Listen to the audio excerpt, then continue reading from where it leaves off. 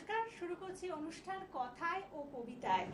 এবং আজকের আমাদের এই বিশেষ অনুষ্ঠানে উপস্থিত আছেন বিশিষ্ট কবি ও প্রাবন্ধিক মহিবুর রহমান, রাষ্ট্রবিজ্ঞানে স্নাতক, এবং তার লেখা অজস্র পত্র পত্রিকায় এবং সংকলনে বারে বারে প্রকাশিত হয়েছে। শুধুমাত্র প্রকাশিত হয়েছে তাই নয়, তিনি কিন্তু বিভিন্ন জায়গায় সম্মানিত হয়েছেন। একজন বিদগ্ধ পণ্ডিত ব্যক্তিত্ব এবং তার লেখাও কিন্তু বিদগ্ধ মহলে ভীষণভাবে পরিচিত। দেশে এবং বিদেশে তিনি বিশেষ করে বলবো যে আমাদের পাশে যে দেশ রয়েছেন বাংলাদেশে, তিনি ভীষণভাবে সমাদৃত একজন কবি। আজকের আমাদের এই অনুষ্ঠান কথা ও কবিতায় উপস্থিত আছেন কবি মহিবুর রহমান। আজকের অনুষ্ঠানে স্বাগত জানাই। নমস্কার। নমস্কার, আমি কবি মহিবুর রহমান। শুভ সন্ধ্যা। একদম। এবং আজকের অনুষ্ঠানে আপনাকে পেয়ে আমাদের ভীষণ ভালো লাগছে। আপনি প্রচুর অনুষ্ঠানও করেছেন, শুধুমাত্র যে আপনি লিখেছেন তাই নয়, এই ধরনের অনুষ্ঠানে আপনি অনেকবার উপস্থিত হয়েছেন। আমরা তো মানে আপনার জন্য আমাদের দেশ ভীষণভাবে সম্মানিত হয়েছে বিদেশের মাটিতে, এবং আমরা সবে সবে স্বাধীনতা দিবস পেরিয়ে আসলাম। তো আমাদের এই যে দেশকে নিয়ে লেখা বা আপনার এই যে বিদেশে সম্মানিত হওয়ার সম্বন্ধে একটু প্রথমে শুনে নেব।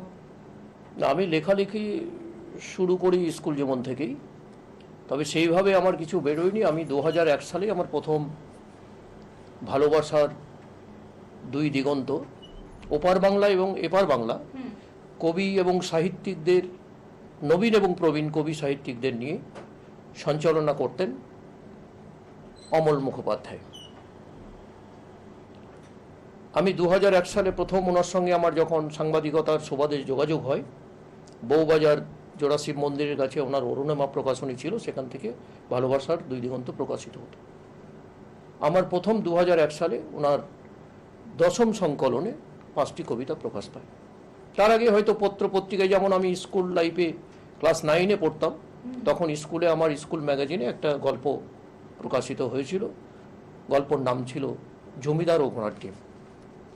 তারপরে 2001 সাল থেকেই আমার লেখালেখি কিন্তু শুরু, দারুণ মানে ব্যাপকভাবে, যেমন সাংবাদিকতা চলছে, লেখালেখিও চলছে। কিছুদিন পরে ভালোবাসার দুই দিগন্ত সংকলনে আমাকে অমল মুখোপাধ্যায় সম্পাদনা সহযোগী করেন। তারপর থেকেই অনেক কবিতা গল্প প্রকাশিত হয়েছে। 28টা মানে সংকলন বেরোনোর পর উনি মারা যান, তখন সংকলনটা বন্ধ হয়ে যায়। ভালোবাসার দুই দিগন্ত বন্ধ হয়ে যাওয়ার পর ভালোবাসার নবদিগন্ত সংকলন প্রকাশিত হতে থাকে। সেই ভালোবাসার নবদিগন্ত সংকলনেরও আমি সম্পাদনা সহযোগী ছিলাম। কবিতা গল্প আমার বেরোতো, আমি সম্পাদনাও করতাম। পরবর্তীতে 2017 সালে আমার প্রথম একক সংকলন প্রকাশিত হয়। সংকলনের নাম জীবনের সঙ্গে দেখা। জীবনের সঙ্গে দেখা, জীবনের সঙ্গে দেখায় আমার 22টি কবিতা ছিল, 12টি গল্প ছিল। এবং আমার এই সংকলন, প্রথম সংকলন প্রকাশে উপস্থিত ছিলেন কবি, বিশিষ্ট কবি শ্যামলকান্তি দাস এবং বিশ্ববরণ্য সাহিত্যিক পৃথ্বীরাজ সেন, সঙ্গীত শিল্পী দিব্যনারায়ণ চ্যাটার্জি সহ অনেকেই। বইটা তো সাথে রয়েছে, একটু দেখে নিন। আমার প্রথম বই জীবনের সঙ্গে দেখা, এটা আমার প্রথম একক সংকলন। জীবনের সঙ্গে দেখা একক সংকলন। একটু ধরে রাখুন অন ক্যামেরা, একটু বন্ধুরা ভালো করে বইটা একটু দেখে নিন।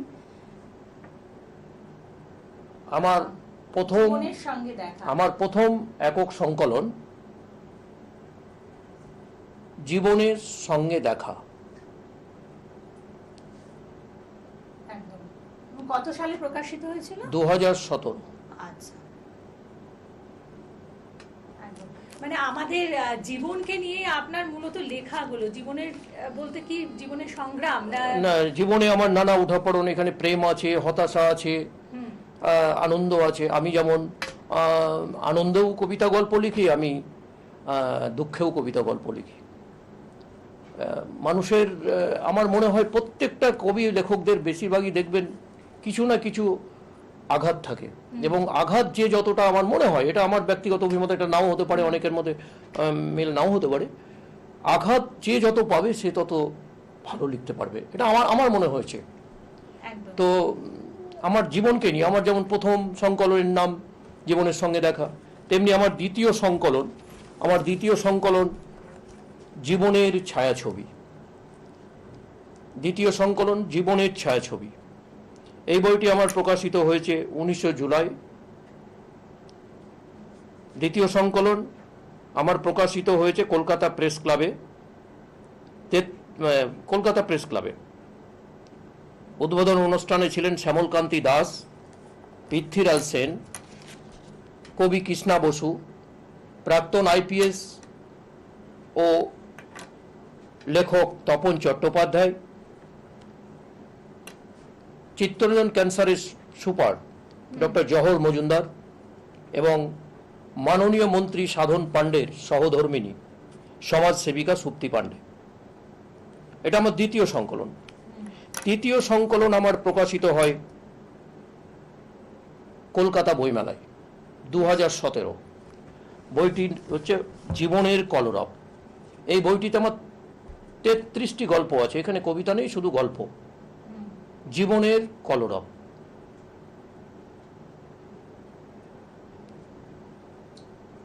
জীবনের কলরব বলে রাখা ভালো, আমি প্রথম প্রকাশিত ভালোবাসার নবদিগন্ত উৎসর্গ করেছি আমার ছোট কাকা, যিনি আমার জীবন আকাশের সূর্য, প্রয়াত হয়েছেন, শিক্ষক ছিলেন, শামসুজ্জোহা মণ্ডলকে প্রথম বই আমার উৎসর্গ করেছি। দ্বিতীয় সংকলন জীবনের ছায়াছবিটি আমি উৎসর্গ করেছি মহাশ্বেতা দেবী, সৈয়দ মুস্তফা সিরাজ, নবনীতা দেবসেন, অমল মুখোপাধ্যায়, পৃথ্বীরাজ সেন, শ্যামলকান্তি দাস ও ডক্টর কৃষ্ণা বসুকে। তৃতীয় জীবনের কলরব বইটি আমি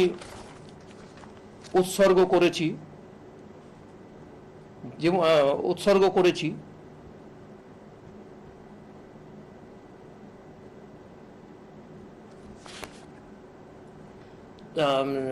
শ্যামলকান্তি দাস এবং পৃথ্বীরাজ সেন, তার সঙ্গে বাংলাদেশের মোহাম্মদ নুরুল হুদা, জাতিসত্তার কবি, এবং বাংলাদেশের আরেকজন খ্যাতিমান কবি মাহমুদ কামাল। এই চারজন। বাংলাদেশ সম্বন্ধে আপনি বাংলাদেশে বিভিন্নবার গিয়েছেন, অনেকবার গিয়েছেন, এবং সেখানে নানানভাবে সম্মানিত হয়েছেন নানান জায়গায়, তো সেইটা নিয়ে একটুখানি। হ্যাঁ, বাংলাদেশে প্রথম আমি 2018 সালের 3রা জানুয়ারি গেছিলাম। ওখানে বাংলাদেশের টাঙ্গাইল ক্লাব আছে, তার থেকে অর্গানাইজ করা হয়, 2 বছর পর অনুষ্ঠানটা হয়। আমাদের ইন্ডিয়া থেকে আমরা 33 জন গেছিলাম। ত্রিপুরা ছিল, আসাম ছিল, আন্দামান, দিল্লি, মানে বাঙালিরা বিভিন্ন জায়গায় যারা বসবাস করে ভারত থেকে আমরা 33 জন গেছিলাম কবি শ্যামলকান্তির নেতৃত্বে। আমরা প্রথম গিয়ে আমরা 3 বাংলা কবিতা উৎসবে টাঙ্গাইলে, আমরা 3 বাংলা কবিতা উৎসব ঢাকায় হয়েছিল, তার আগে আমাদের টাঙ্গাইল কবিতা উৎসব হয়েছিল, সেখানে আমরা 3 দিন ছিলাম। 3 দিন 4, 5, 6, 7 তারিখে ময়মনসিংহে আমাদের প্রোগ্রাম ছিল, সেই অনুষ্ঠানে ছিলাম। ওখানে আমাদের একটা কবি সাহিত্য সম্মেলন হয়েছিল। আমাকে সহ যারা আমরা গেছিলাম 2 জায়গায় আমাদের সম্মাননা দিয়েছেন। তারপরে 8 তারিখে আমাদের 3 বাংলা কবিতা উৎসব হয় ঢাকায়। এটা কবি সালেম সুলেরি, উনি নিউ ইয়র্কে থাকেন, উনি অর্গানাইজ করেছিলেন। এরপরে বিভিন্ন কবিদের, তখন থেকেই মূলত বলতে গেলে আমার বাংলাদেশের কবি, সাহিত্যিক, লেখক, সাংবাদিকদের সঙ্গে আমার যোগসূত্র শুরু হয়। নিয়মিত তাদের সঙ্গে হোয়াটসঅ্যাপ, ফেসবুক এবং বিভিন্ন এতে যোগাযোগ রয়েছে, ফোনালাপ আছে। এরপরে এই বছর আবার আমরা 2019 সালে 30 তারিখ থেকে 8ম আন্তর্জাতিক লেখক দিবস হয়েছে ঢাকাতে। 2019 সালের 31শে ডিসেম্বর থেকে 7ই জানুয়ারি পর্যন্ত, মানে 2020 7ই জানুয়ারি। সেখানে আমি ঢাকাতে গেছিলাম। আমার সঙ্গে ভালো লাগলো যে যেখানে আন্তর্জাতিক লেখকরা এখানে আসে, এখানে আর্জেন্টিনা থেকে এসেছিলেন, এখানে জার্মানি থেকে এসেছিলেন, অস্ট্রেলিয়া থেকে এসেছিলেন, সারা বিশ্বের বিভিন্ন জায়গা থেকে তাদের সঙ্গে আমাদের ব্যক্তিগত আলাপ হয়েছে, একসঙ্গে আমরা অনুষ্ঠান করেছি। প্রথম আমাদের ঢাকা প্রোগ্রাম ছিল, সেখান থেকে নারায়ণগঞ্জ এবং চট্টগ্রামের পর আমরা দরিয়ানগর কবিতা চত্বরে গেছিলাম, সেখানে অনুষ্ঠান হয়েছে। পরে কক্সবাজার, বিশ্বের মানে দীর্ঘতম সি বিচ, আমরা ওখানে অনুষ্ঠান হয়েছে, ওখানকার জেলা শাসক তিনি উদ্বোধন করেছিলেন, সেখানেও আমাদের সম্মাননা করা হয়েছে।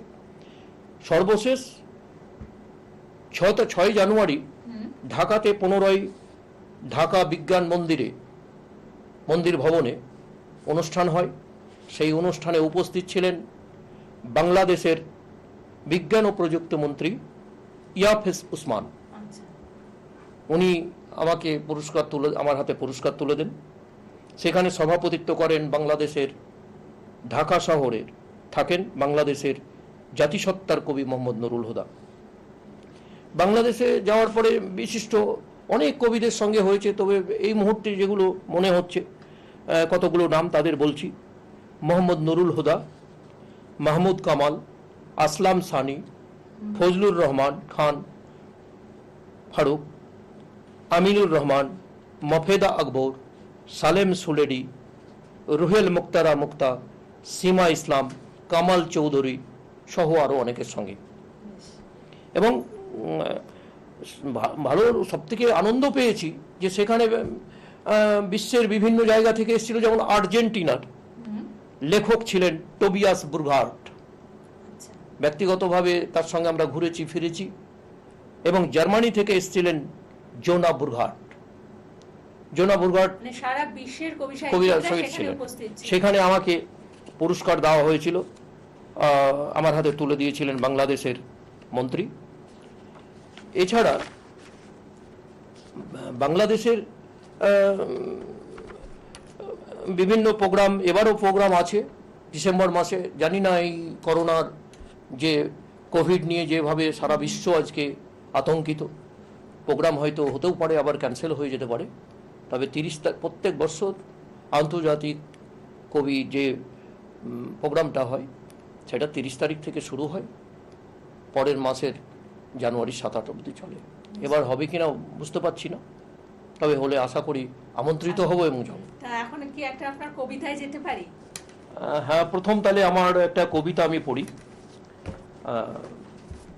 আমার প্রথম সংকলনে প্রকাশিত একটা কবিতা আপনার সামনে পাঠ করছি, দর্শকদের শোনাচ্ছি। আমার কবিতার শিরোনাম অথচ একদিন। আমরা বাদর বসে থাকি জটলা করে রাস্তার ধারে, নয়তো কোনো বাড়ির বারান্দায়, হাতে থাকে জ্বলন্ত সিগারেট। তোমরা আমাদের ঘৃণা করো, অবজ্ঞায় মুখ ফিরিয়ে নাও আমাদের পোড়া মুখ দেখে। অথচ একদিন আমরাই ভেঙেছিলাম রাবণের অহংকার। আমরা যদি না থাকতাম কোথায় থাকতো তোমাদের সীতা? চিরকালের মতো রাবণের ঘরে বন্দি থাকতো? সেদিন আমরা লাখে লাখে হাসতে হাসতে গলায় পড়েছিলাম ফাঁসির দড়ি। সেদিন আমাদের মৃত্যুতে সীতা এলো, তারপর চলে গেল তোমাদের ঘরে। আর আমাদের ভাগ্যে জমা রইল কিছু সহানুভূতি। আজ সেটুকু নেই, আছে শুধু ঘৃণা, অবজ্ঞা। আর তোমরা আমাদের নেতাকে বীর হনুমান আখ্যা দিয়ে তার সংগ্রামী মনোভাব ভেঙে দিয়েছ। ও এখন তোমাদেরই দুর্নীতির হাতিয়ার, কারণ তোমরা এখন দেবতা। কিন্তু আর বেশি দিন নেই যেদিন আমরা দল বেঁধে এগিয়ে যাব তোমাদের এই অসাম্যের বিরুদ্ধে। সেদিন গুড়িয়ে দেব তোমাদের আকাশচুম্বী অহংকার। দিকে দিকে চলছে গোপন কথা প্রকাশ করার মহড়া। অপেক্ষা করছি সেই নেতার জন্য যে দেখাবে গভীর তমসার পরে এক উদ্ভাসিত আলো পথের দিশা। আপনার এই যে কবিতা লেখার উদ্দেশ্য, মানে অন্তর্নিহিত কোনো আলাদা অর্থ রয়েছে? আপাতত তো একটা শুনতে লাগে, আর মানে আরেকটা থাকে যে আমাদের শিক্ষামূলক কিছু বা একটা অন্তর্নিহিত অর্থ, আপনি কি সেই রকম কিছু ভেবে লেখেন? হ্যাঁ, নিশ্চয়ই কিছু তো প্রথম ভাবনা আছে, সবসময় লেখা হয়ে তো ওঠে না, কোনো কোনো সময় দেখা যায় একটা মাথায় কিছু আসলো এই ধরনের টপিক। একটু এক্সপ্লেনেশনটা যদি কোনটা?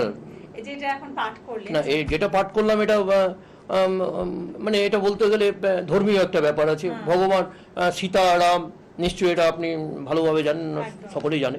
এবং আমার মনে হলো যে বীর হনুমান, সীতা, এই নিয়ে একটা লেখা উচিত। আমার মনের মধ্যে ভাবনাটা এসেছিল যে মানুষকে শুধু আমি কোনো প্রেমের কবিতা বললাম, আমি কোনো ফরেস্টে বেড়াতে গেলাম তার সম্বন্ধে একটা কবিতা লিখলাম, বা আমি সমুদ্রে বেড়াতে গেলাম তার সবটাই মানুষকে দিতে হবে। মানুষকে কিছু জ্ঞানের কথাও বলতে হবে, ধর্মীয় কথাও বলতে হবে। যে আমরা রাস্তায় যে বসে থাকি, অনেকে এই যে যারা বেকার যুবক ছেলেরা বা অনেক শিক্ষিত আছে দেখবেন যুবক, তারা কোনো চাকরি পায়নি, দেখবেন রাস্তায় বসে আড্ডা মারছে। সাধারণ ভালো মানুষও যদি রাস্তা দিয়ে যায়, হয়তো দেখা যাবে যে অবজ্ঞা করে চলে যাচ্ছে, যে ফালতু ছেলে আড্ডা মারছে।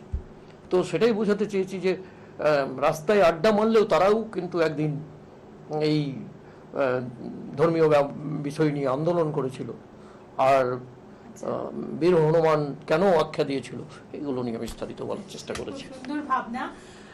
তো আপনার এই যে লেখালেখি, এত যে লিখেছেন বা এত মানে কবিতা লিখেছেন আপনি, তারপরে গল্প লিখেছেন, তো এগুলো অনুপ্রেরণা আপনার কি? অনুপ্রেরণা প্রথম বলতে গেলে বাবা মা তো আছে। আমার বাবা ডাক্তার জয়নাল আবেদিন, আমার মা উমেরা বেগম, এরা তো আছেনই। এর সঙ্গে আমার পড়াশোনা, লেখার সমস্ত কিছু বিষয়ে যিনি আমার অনুপ্রেরণা ছিলেন, যিনি আমাকে সবসময় শাসন করতেন, লেখালেখিতে উৎসাহ দিতেন, আমাকে নিজের হাতে পড়াতেন, তিনি হচ্ছেন আমার জীবন আকাশের সূর্য, অকাল প্রয়াত আমার ছোট কাকা শামসুজ্জামান। তিনি অঙ্কের শিক্ষক ছিলেন হাই স্কুলে। ক্যান্সার হয়েছিল অল্প বয়সেই, তিনি আমাদের ছেড়ে চলে গেছে। এরপরে আমার আরও অনুপ্রেরণা আছে। আমার এক সম্পর্কে বৌদি হচ্ছেন আমার প্রিয় বৌদি বুলবুল বেগম। তিনি স্কুলের শিক্ষিকা ছিলেন, অবসরপ্রাপ্ত এখন। তিনি আমাকে অনুপ্রেরণা দিয়ে এসছেন। অনুপ্রেরণা দিয়েছেন বিশেষ করে 2001 সাল থেকে, যিনি আমাকে হাতে কলমে শিখিয়েছেন, তিনি হচ্ছেন স্বর্গীয় কবি, সাংবাদিক, সাহিত্যিক অমল মুখোপাধ্যায়। তিনি তার সংকলনে লেখার সুযোগ না দিলে, তিনি হাতে ধরে আমার লেখা না শেখালে হয়তো আমি এই জায়গায় এখন আসতে পারতাম না। পরবর্তীতে একক সংকলনে যে দুজনের ভূমিকা এবং বিদেশ ভ্রমণের যে ভূমিকা, বিদেশে অনুষ্ঠানে, এর জন্য আমি এই জন্য বলি সকলের কাছে, আমার লেখার জগতের অভিভাবক প্রধানত মূলত দুজন, খ্যাতিমান কবি শ্যামলকান্তি দাস এবং বিশ্ববরেণ্য সাহিত্যিক পৃথ্বীরাজ সেন। এছাড়াও সব সময়ের মধ্যে আমাকে সহযোগিতা করেন লেখার জন্য। আগে নবনীতাদি করতেন, নবনীতা দেব সেন, সৈয়দ মুস্তফা সিরাজ, মহস্বতাদির কাছেও যেতাম কোনো বিষয় নিয়ে। পরবর্তীতে আমার লেখা নিয়ে যাদেরকে অভিভাবক হিসাবে সবসময় পেয়েছি, ডক্টর তপন চট্টোপাধ্যায়, আইপিএস এবং লেখক, আইপিএস এবং প্রাক্তন আইপিএস এবং লেখক ডক্টর নজরুল ইসলাম, এবং সেই সঙ্গে কবি কৃষ্ণা বসু। এদের সঙ্গে আমার নিয়মিত যোগাযোগ, এবং এরা বলতে পারেন আমার অনুপ্রেরণা, এখনো অনুপ্রেরণা দিয়ে যাচ্ছে। আর দুজনের কথা তো বলাই যায়। একজন হচ্ছেন আমার সহধর্মিনী রহিমা বেগম, তার এবং আমার একমাত্র সন্তান, একমাত্র কন্যা ফারহিন খাতুন, MA ইংলিশে পড়ছেন, পড়ছে। এই দুজনের অনুপ্রেরণা এখন সবসময় মাথার উপরে আছে, তারা উৎসাহ দিয়ে যাচ্ছে। এবং তারপরেও মানে অনুপ্রেরণা যতই থাকুক, নিজের একটা ঐকান্তিক ইচ্ছে না থাকলে পরে হয় না। এবং আপনি তো ভীষণ কর্মব্যস্ত, মানে চাকরি জীবনের সাথে যুক্ত, এখনো আপনি চাকরিতে রয়েছেন। তো এই যে এত ব্যস্ততা সত্ত্বেও এই যে আপনার লেখালেখির সময়টা কিভাবে আপনি ম্যানেজ আমি করেন? মূলত এখন বর্তমানে বহরমপুর পৌরসভায় চাকরি করি, হুম, কিন্তু তার পূর্বে আমি সাংবাদিকতা করেছি। আমি কলকাতায় দীর্ঘদিন সাংবাদিকতা আপনি এই করেছি। যে বহরমপুরে ধরুন আপনার যাতায়াত করতে হয় কি? না, মানে যখন কলকাতা যখন থেকে?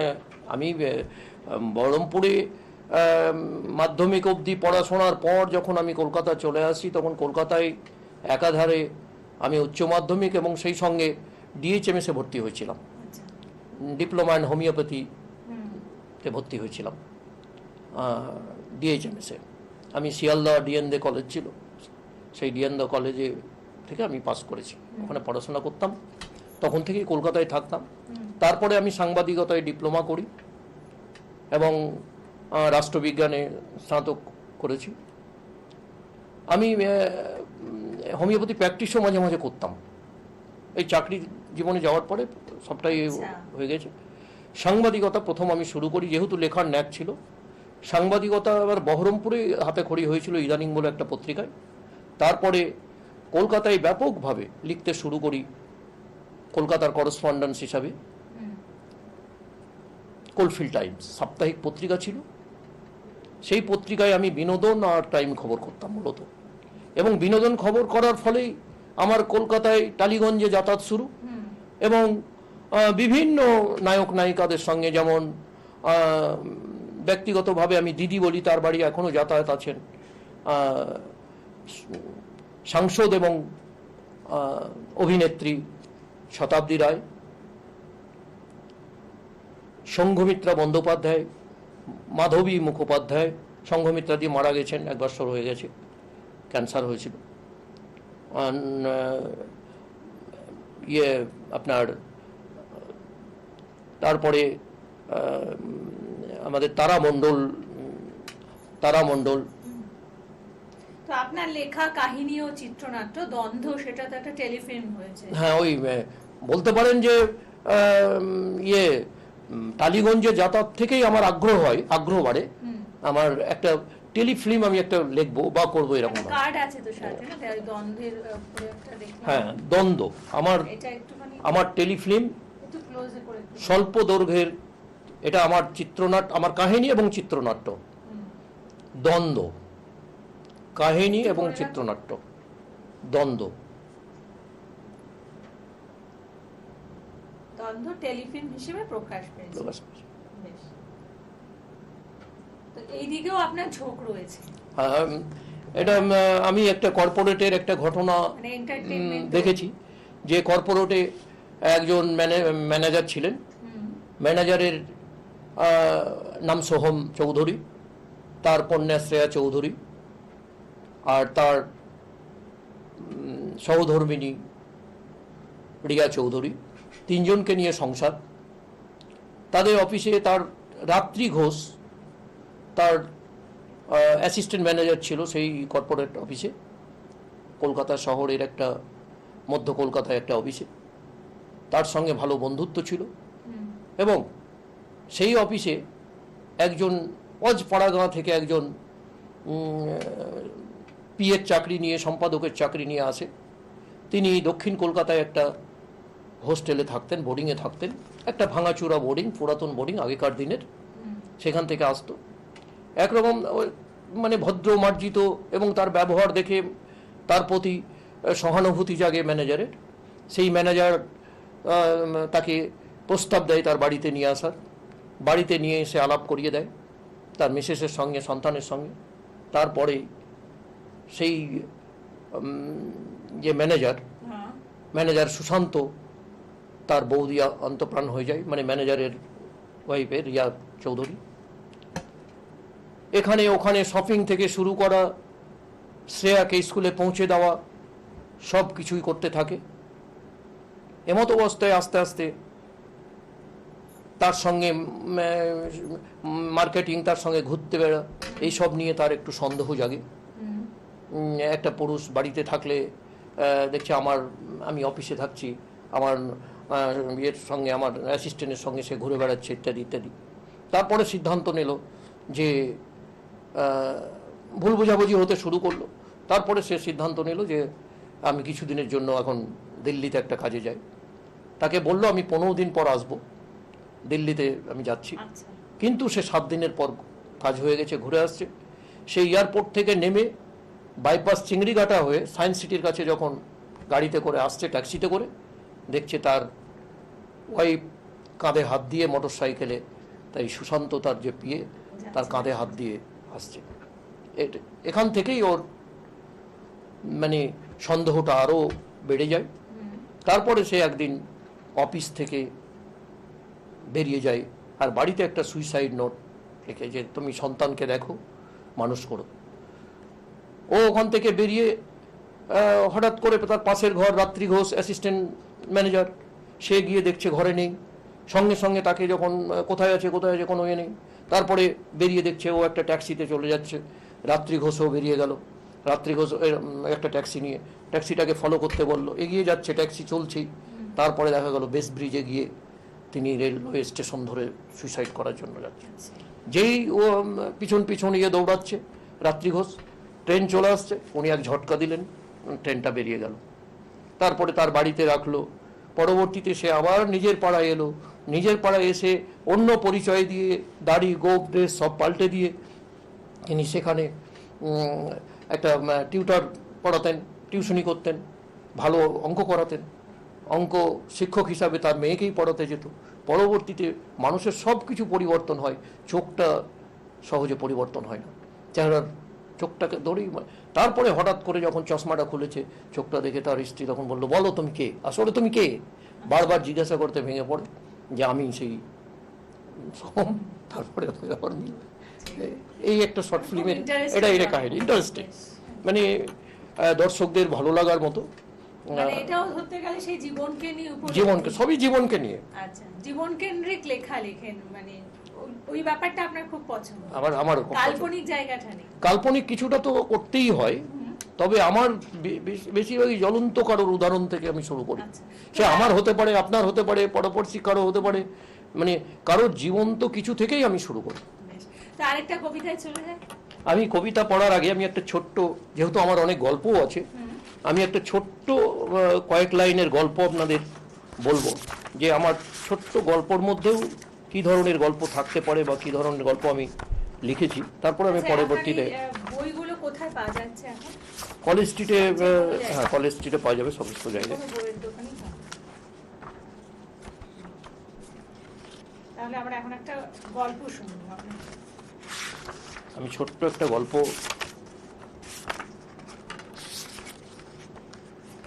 আমাদের সাথে উপস্থিত আছেন বিশিষ্ট কবি ও প্রাবন্ধিক মহিবুর রহমান, এবং দাদার লেখা অনেক কবিতা এবং গল্প, আমরা অনেক কিছু শুনবো আজকের অনুষ্ঠানে। অবশ্যই আপনারা থাকুন আমাদের সাথে।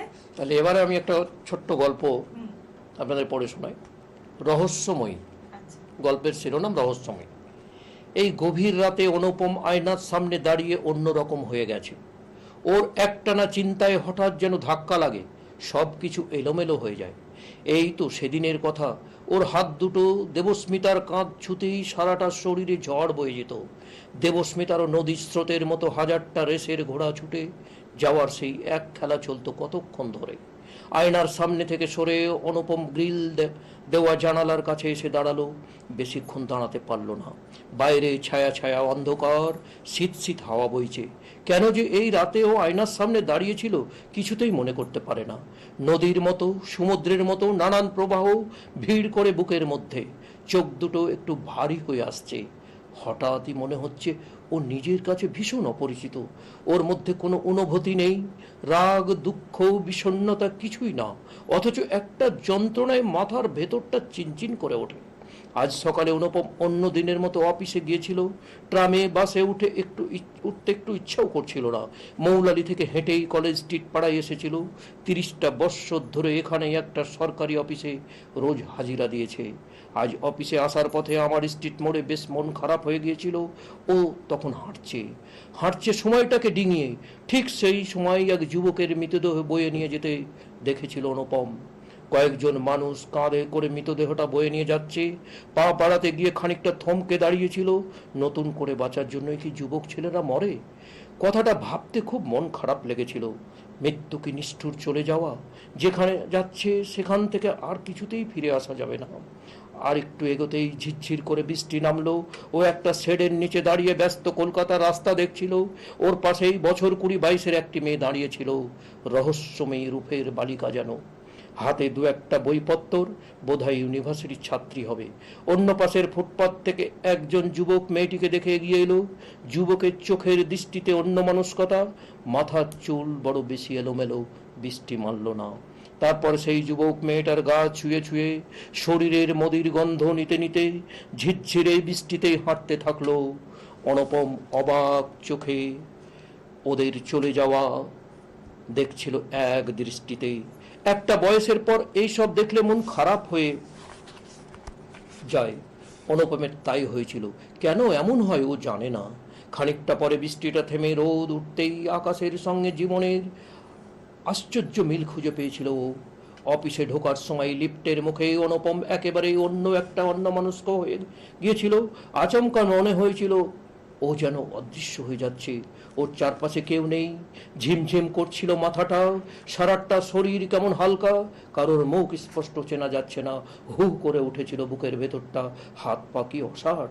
তন্ময় ভাবটা কেটে গেলে খানিকটা লিফটে 4 তলায় উঠে অফিসের চেয়ারে এসে বসেছিল। আসার পথে উত্তেজনাটা অনেকক্ষণ বেশ অস্বস্তির মধ্যে রেখেছিল। অনুপম জানে অনেক বছর ধরেই দেবস্মিতার বুকে চাপা একটা কষ্ট আছে। কষ্টটাকে অনেক দিনই ও টের পেয়েছে। একমাত্র মেয়ে, সে তাকে নিয়ে ওর সারাটা দিন কাটে। সেটাও তো বড় হচ্ছে। একটা ছেলে থাকলে বোধহয় ওর এত কষ্ট হতো না। বেশ মনে পড়ে তখনও অনুপম পাকাপাকিভাবে কলকাতায় আসেনি। কৌশল পার করে যৌবনের প্রথম সময়টা জেলা শহর কাটছে। তখন জায়গাটা এখনকার মতো শহর হয়ে ওঠেনি। ঐতিহাসিক রাজবাড়ি, মন্দিরের ধ্বংসস্তূপ আর বিশাল একটা মিনারকে বুকে ধরে দিগন্ত বিস্তৃত ধান ক্ষেত্রে সুধালো গন্ধে আচ্ছন্ন ছিল জায়গাটা। ছিল অথই নির্জনতা। কত বছরের আগেরকার কথা। সেই বয়সে আর একবার বন্ধু বান্ধবদের পাশে বসে ও একরকম একা হয়ে গিয়েছিল। মনে পড়ে সেই দিনও ঠিক আজকের মতো অপরিচিত মানুষ মনে হয়েছিল নিজেকে। একটা সম্পূর্ণ আলাদা অনুভূতি, সব কিছু অপরিচিত, অস্পষ্ট ছবির মধ্যে ধোঁয়াটে। এরপর থেকে মাথাটা ঝিমঝিম করলেই ওর ভয় করত একটা ঠান্ডা স্রোত বয়ে যেত মনের ভেতরে। এই মাঝরাতে দেবস্মিতা এখন অঘরে ঘুমাচ্ছে। মম জ্যোৎস্নার মতো নরম আর শান্ত লাগছে ওকে, হয়তো সুখীও। মানুষ ঘুমোয় কেমন আশ্চর্যভাবে তার মুখের সব কষ্ট আর কাঠিন্য মুছে যায়। অনুপম খানিকক্ষণ এক দৃষ্টিতে ঘুমে ডুবে যাওয়া দেবস্মিতার দিকে তাকিয়ে থাকে। ওর একটা পাশ স্পষ্ট দেখতে পাচ্ছে। এখনো দেবস্মিতা বেশ সুন্দরী, শরীরের কোথাও বয়সের তেমন ছাপ পড়েনি। 25 বছর আগের সেই টান টান মদির রহস্যময়তা আজও ওকে কিছুটা ছুঁয়ে আছে। অথচ সেদিনের অনুপম আর আজকের অনুপমতে অনেক ফারাক। মনে মনে বড় অস্থিরতা বোধ করে। স্মৃতির পাতাগুলো ধূসর হয়ে গেলেও তারই কিছু বিবর্ণ পাতা আজও চোখের সামনে দেখতে পায়। কত ঝাঁঝা রৌদ্রের বিকেল, ঝুমঝুম বর্ষার সন্ধ্যায়, কত শীতের দুপুরে, রাতের মায়াবী কলকাতায় এই দেবস্মিতাকেও পেয়েছে নিজের ঘরে, নিজের করে। আলো আর অন্ধকার কতবার খেলা করেছে ওদের মাঝখানে। জীবনের সেই খেলা খেলতে গিয়ে কখনো মনে হয়নি একটা সময় মানুষ এত নিঃসঙ্গ হয়ে যায়, নিজেকেই নিজে কাছে অপরিচিত মনে হয়। ঘরের নীল আলোয় অনুপম অনেকগুলো দিনের অনেক রং বদলের কথা ভাবে। কিছু কিছু স্পষ্ট চেনা, আবার অনেক স্মৃতির ধূসর। ঝুমাকে খুব মনে পড়ে। ওর জীবনে ঝুমা কে ছিল? শুধুই বন্ধু নাকি আরো কিছু? ঝুমা প্রথম ওর কাছে এসেছিল না ওই প্রথম গিয়েছিল এখন আর মনে পড়ে না। অথচ বুকের ভিতরে সেই মন কেমন করা ঝর্ণার খেলাটা চলে।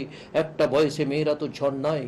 গভীর চোখ, অভিমানী হাসি, প্রতিদিনের একটু একটু করে ফুটে ওঠা ফুলের উচ্ছলতা, সন্ধ্যায় বারান্দায় রেলিং ধরে কোনো কল্পিত যুবকের জন্য সলজ্জ প্রতীক্ষা, এই সব কিছু মিলিয়েই ওরা তো ঝর্ণায়, স্রোতী, ফুলের পাপড়ির মতো ওদের ফুটে ওঠা। ঝুমার কথা ভাবতে গিয়ে এই বয়সে অনুপমের মনে হয় একটা বিষাক্ত সাপ ক্রমাগত ওর বুকের মাঝখানে নীল বিষ ঠেলে দিচ্ছে। রক্তে ছড়িয়ে যাচ্ছে সেই বিশেষ স্রোত। ঝুমাকে হারিয়ে ওর মনে হয়েছিল ও একটা ব্যর্থ মানুষ, গন্তব্যের কোনো লক্ষ্য ছাড়াই হেঁটে চলেছে। ওর কোনো ভালোবাসার ঘর নেই, স্বপ্নের দরজা আছে শুধু। আরও বেশ কিছুদিন পর অনুপম কলকাতায় চাকরি পেয়েছিল। এই সময় জীবনে এলো দেবস্মিতা। ঝুমার সঙ্গে দেবস্মিতার মুখের আদলে কোথায় একটা অদ্ভুত মিল ছিল। দেবস্মিতার কাছ থেকেও আর ফিরতে পারেনি। ততদিনে কলকাতায়ও পাকাপাকি ফ্ল্যাট নিয়েছে। যে চোখ দিয়ে একদিন ঝুমাকে দেখবে ভেবেছিল, সেই চোখ দিয়ে দেখলো দেবস্মিতাকে। ভেবেছিল ঝুমার কথা ওকে একদিন সব খুলে বলবে, কিন্তু অনেক চেষ্টা করেও সে কথা কোনোদিন বলতে পারেনি। দেবস্মিতাকে সত্যি ভালোভাবে অনুপম ভালোবাসে, অনুপম পাগলের মতো ভালোবাসে। দেবস্মিতার মন খারাপ দেখলে ভীষণ কষ্ট হয় ওর। অনেক দিন ধরে দোতলার সেই ঘরে অনুপম বসে আছে। বাল্ব থেকে নীল নীল আলো ঠিকরে পড়ছে। ওর চোখে ঘুম নেই। জীবনের অনেক কথাই ভাবছে, অনেক স্মৃতি নিরুচ্চতার, কত স্বপ্নের কথা। অনুপম বুঝতে পারে একটা ভুল নিয়ে সারাটা জীবন বেঁচে থাকা এখানে সেখানে ভেঙে আসে, সত্যের কাছে ফিরে আসতে চায় না কেউ। তারপর একদিন হঠাৎ নিজের কাছে নিজের অদৃশ্য হয়ে যেতে হয়। এতগুলো বছর এমন করে নিজেকে দেখার কথা কখনো আসেনি। এতদিন ভেবে এসেছে অফিস, বাড়িঘর, টাকা পয়সা, সেই সব কিছুর কথা। অথচ গতকাল সন্ধ্যার পর থেকে ওর এতদিনের জীবনটা চুরমার হয়ে গেছে। ও কিছুতেই ভুলতে পারছে না কালকের সন্ধ্যাটাকে। ঘরে বসে টেলিভিশনে দেখছিল, দেবস্মিতাও পাশে বসে। টেলিভিশনের পর্দায় এত বছর পর আরেকটুখানি অলৌকিকভাবে ভেসে উঠতে দেখতে ভাবতেই পারেনি। টান পোড়ার টানে হাত রেখে ঝুমা গাইছে, রাতে ঘুম ঘুম ঘুম আসে না। কেউ কেন জানি না, গানটি সেই সময়ও ঝুমা গান গাইতো। কিন্তু কালকের সন্ধ্যায় ওর গানে অন্য মাদকতা, অন্য নেশা। জীবনের সব ব্যর্থতা, সব না পাওয়ার, মুছে যাওয়া সেই গানে ঝুমা গান নিয়ে এতদিন বড় হবে, একদিন বড় হবে তা অনুভব জানতো। কিন্তু এমন মনোমোহিনী আচ্ছন্নতা, এত তীব্র, এত করুণ, এত গভীর হয়ে ধরা দেবে ওর গানে অনুপম জানতো না। ওর চোখের ঝিনুক থেকে রূপ নেই, যেন অথই ভালোবাসা গড়িয়ে পড়ছে আজও। সেই ঘরের মধ্যে থেকে অনুপমের একবারের জন্য ঝুমাকে বলতে ইচ্ছে হয়েছিল, আমি হৃদয়েতে পথ কেটেছি, সেথায় চরণ পড়ে, তোমার চরণ পড়ে। কিন্তু সে কথা আর কখনোই বলে হয়ে ওঠেনি। মধ্যরাতে জানালার গোড়ার থেকে ঠিক এইভাবে একা, ভীষণ একা, ভীষণ একা। আচ্ছা, আপনি মানে এই যে এত লেখালেখি করে, আপনার প্রিয় লেখক কে? আমার প্রিয় লেখক নবনীতা দেবসেন, মহশ্বেতা দেবী। আচ্ছা। আমার প্রিয় লেখক সৈয়দ মোস্তফা সিরাজ, শরৎচন্দ্র চট্টোপাধ্যায়, রবীন্দ্রনাথ ঠাকুর, জীবনানন্দ, বর্তমানে শ্যামলকান্তি দাস, পৃথ্বীরাজ সেন, নজরুল ইসলাম, কমল মুখোপাধ্যায়, তপন বন্দ্যোপাধ্যায়, তপন চট্টোপাধ্যায়।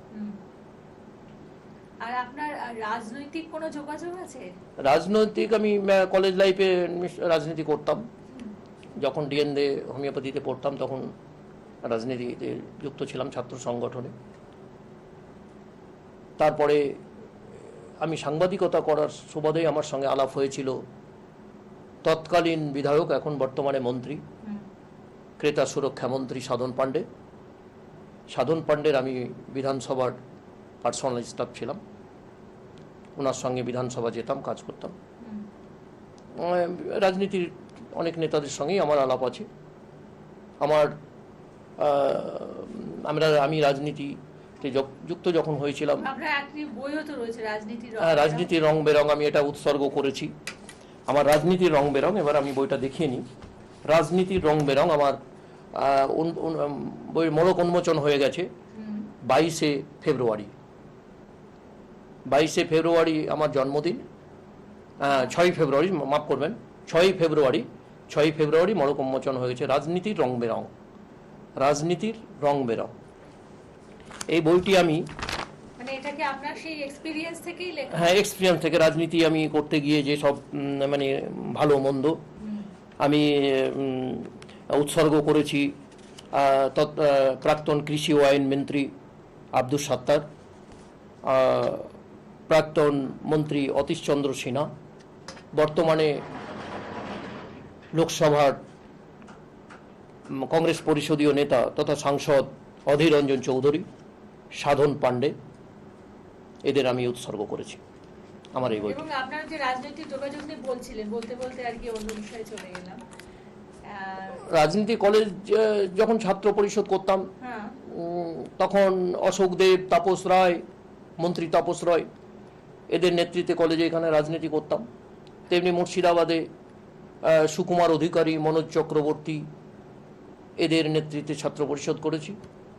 পরবর্তীতে যখন যুব কংগ্রেস করতাম, যুব কংগ্রেস প্রাক্তন সাংসদ প্রয়াত মান্নান হোসেনের নেতৃত্বে যুব কংগ্রেস করতাম, তখন প্রদেশের সভানেত্রী ছিলেন যুব কংগ্রেসের বর্তমানে মাননীয় মুখ্যমন্ত্রী মমতা ব্যানার্জি। বলতে পারেন তার নেতৃত্বে আমরা যুব কংগ্রেসটা করেছি। পরে আমরা আবার সৌমেন মিত্র, আমি যখন কলকাতায় লেখাপড়া আমার বিভিন্ন প্রয়োজন, তখন আমরা সৌমেন মিত্রর কাছে যেতাম। উনি আমায় খুব ভালোবাসতেন, কিছুদিন আগে পরলোক গমন করেছেন। এছাড়াও আমরা কাছে পেয়েছি বিভিন্ন জন নেতাকে, অধীর রঞ্জন চৌধুরী, মান্নান হোসেন, অধীর রঞ্জন চৌধুরী। মূলত দুজনের নেতৃত্বে আমি মুর্শিদাবাদের রাজনীতিটা করেছি, অধীর রঞ্জন চৌধুরী আর মান্নান হোসেন। আপনার জীবনে যত রকম অভিজ্ঞতা সমস্ত কিছু কি আপনার লিপিবদ্ধ করা হয়ে গেছে? হ্যাঁ, মোটামুটি সবই হয়ে গেছে। আচ্ছা, আগামী দিনে কি করতে চলেছি, কি করব, সেটা তো আর লিপিবদ্ধ করতে পারিনি। তার বেশি সময় হাতে নেই, 3-4 মিনিট আছে। তো আমাদের এই যে বর্তমান একটা ভীষণ ভয়াবহ পরিস্থিতি, আমার পুরস্কারের ব্যাপারটা বলা হয়নি। হ্যাঁ, মানে এটার ব্যাপারে একটু অভিমত বলে তারপরে পুরস্কারে চলে যায়। আমাদের এই যে বর্তমান যে একটা প্যান্ডেমিক সিচুয়েশনে আছি, সেই ব্যাপারে আপনি কি বলবেন? এখন যেমন যে করোনা কোভিড নিয়ে আমরা যে অবস্থায় আছি, আমাদের সমস্ত প্রোগ্রামগুলো, যেসব কবি সম্মেলন হয় কলকাতায়, বাংলা একাডেমি, জীবনানন্দ সভাঘর, তপন থিয়েটার, ইউনিভার্সিটি হল বা কৃষ্ণপদ ঘোষ মেমোরিয়াল হল, সমস্ত এখন আমাদের, যেমন নাট্যকার এবং কবি সৌমিত বসু, তিনি কবিতা কার্নিভাল করলেন অনলাইনে, আমরা কবিতা পাঠ করে পাঠালাম। যেমন আমাদের রবীন্দ্র জয়ন্তী, নজরুল জয়ন্তী সবে এখন অনলাইনে আমাদের হচ্ছে। তবে আমরা আশা করছি আগামী দিনে আমরা এই কোভিড থেকে, ইতিমধ্যে রাশিয়া একটা মেডিসিন বের করে ফেলেছে, এটা যদি কার্যকর হয় তাহলে আমার মনে হয় আমরা সকলেই মুক্তি পাবো, এবং এটা নিয়ে আমরা সকলেই আমাদের এগিয়ে যাবো। মানে বাংলাদেশে আপনি যে সম্মান পেয়েছেন সেটা নিয়ে, এবার আমাদের দেশে যে বিভিন্নভাবে বিভিন্ন জায়গায় আপনি নানান সময়ে সম্মানিত হয়েছেন, সেটা নিয়ে শুনবো। না, বাংলাদেশে শুধু নয়, আমি এখানেও, আমি যেমন ডাক্তার বিধানচন্দ্র রায় স্মৃতি পুরস্কার পেয়েছি 2016 সালে। ভাষাপথ সাহিত্য স্মারক আমাকে 2017-তে সম্মাননা দিয়েছে। সম্মাননা পেয়েছি বাংলা কবিতা উৎসব টাঙ্গাইলে, সম্মাননা পেয়েছি কবি সমাবেশ ময়মনসিংহে, সম্মাননা পেয়েছি 3 বাংলা কবিতা সম্মেলন ঢাকাতে, সম্মাননা 10ম বাংলা কবিতা উৎসব হলদিয়াতে হয়েছিল 2018-তে সম্মাননা পেয়েছি। আনন্দমুখর সাহিত্য পত্রিকা থেকে আমাকে সম্মাননা দেওয়া হয়েছে 2019-এ। সুন্দরবন কৃষ্টি সাহিত্য সম্মাননা দেওয়া হয়েছে 2019-এ কাকদ্বীপ থেকে। নিখিলবঙ্গ সাহিত্য পরিষদ থেকে বিদ্যাসাগর স্মৃতি পুরস্কার দেওয়া হয়েছে। এবারে 2020-এর 6 তারিখে কবিতার শান্তিযাত্রা ঢাকাতে আমাকে দেওয়া হয়েছে। ওখানকার মন্ত্রী ইয়াফেস উসমান আমার হাতে পুরস্কার তুলে দিয়েছেন। সম্প্রতি গত সপ্তাহে উজান সাহিত্য থেকে আমাকে উজান সাহিত্য সম্মাননা দেওয়া হয়েছে। তাহলে আপনার মানে জীবন একেবারে বিভিন্নভাবে, মানে বলবো যে প্রচুর জায়গা থেকে আপনি যেমন সম্মানিত হয়েছেন, এবং আপনার লেখা বই সেগুলো কিন্তু আজকে বিভিন্ন মহলে ভীষণভাবে পরিচিত। একেবারে রঙিন জীবন আপনার। তো এবার একটুখানি আপনার সম্পাদনার ব্যাপারে শুনবো। আমি 2টো সম্পাদনা করেছি। তার আগে আমার আর একটা বই প্রকাশের পথে, বইটা দেখিয়ে দিই, আত্মকথন। এই আত্মকথন বইটি আমার প্রকাশের পথে। আত্মকথন।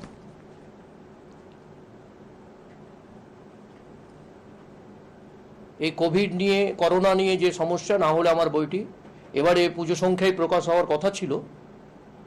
এখন সম্ভব হবে কিনা বুঝতে পারছি না, কেন প্রুফ দেখা হচ্ছে না। আত্মকথন, এটা আমার জীবনের সমস্ত কিছু নিয়ে লেখা, বেড়ে ওঠা থেকে শুরু করে এখন অবধি আমার চলাফেরা, সমস্ত কিছু, ভালো মন্দ সব কিছু। এবং আজকের অনুষ্ঠানে দাদা আমাদের সময় এতটুকুই নির্ধারিত ছিল, এবং যে বন্ধুরা আমাদের সাথে এতক্ষণ থাকলেন তাদেরকে অনেক অনেক ধন্যবাদ জানাবো, এবং অবশ্যই আপনাকে অনেক অনেক ধন্যবাদ জানাবো যে আপনি আজকে এসেছেন, এই অনুষ্ঠানে আমাদের সাথে ছিলেন এবং আপনার জীবনের নানান কথা শেয়ার করলেন বলে।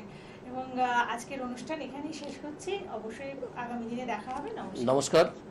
আজকের মতো এই আমার অনুষ্ঠান শেষ। দর্শকদেরকে আমি শুভেচ্ছা জানাচ্ছি। আমার এই অনুষ্ঠান শোনার জন্য, দেখার জন্য আমি আমার হিতাকাঙ্ক্ষী যারা, আমার পরিচিত যারা, তাদের সব মহলকেই আমি আমন্ত্রণ রাখছি। কবে আমার দেখানো হবে আমি আপনাদের জানিয়ে দেবো। আশা করি দেখবেন, আপনারা আশীর্বাদ করবেন, দোয়া করবেন, প্রার্থনা করবেন। নমস্কার, শুভ সন্ধ্যা। ম্যাডামকেও আমার